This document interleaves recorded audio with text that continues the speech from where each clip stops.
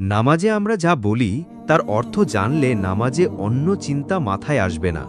মনোযোগ কাজ করবে যখন আমরা বুঝব যে নামাজে কি পড়ছি। ১.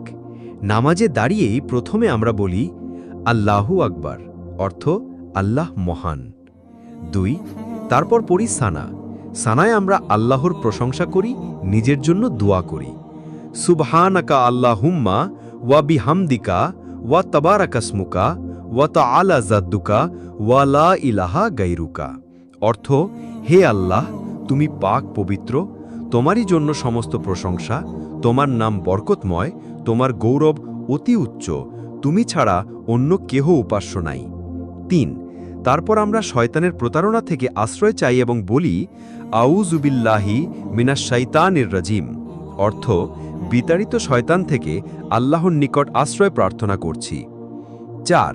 আল্লাহর পবিত্র নাম দিয়ে, আল্লাহর দয়া করুণার গুণ দিয়ে নামাজ এগিয়ে নিয়ে যাই এবং বলি বিসমিল্লাহির রহমানির রহিম, অর্থ পরম করুণাময় অসীম দয়ালু আল্লাহর নামে আরম্ভ করছি।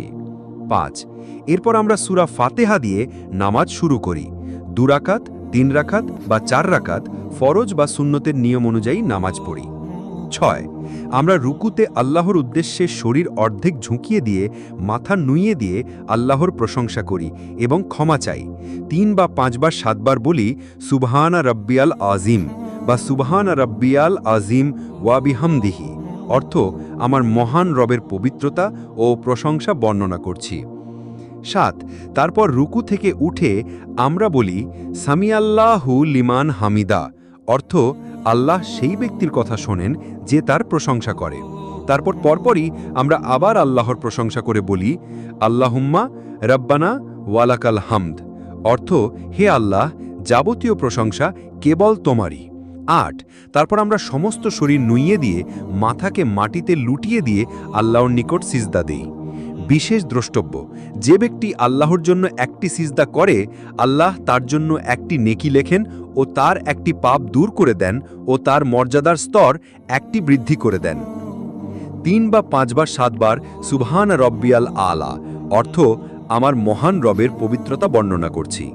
২ সিজদার মাঝখানে আমরা বলি আল্লাহুম্মাক ফিরলি ওয়ার হামনি ওয়া হাদিনি ওয়া আফিনি ওয়ার জুকনি, অর্থ হে আল্লাহ, তুমি আমায় মাফ করো, আমাকে রহম করো, আমাকে হেদায়েত দান করো, আমাকে শান্তি দান করো এবং আমাকে রিজিক দাও।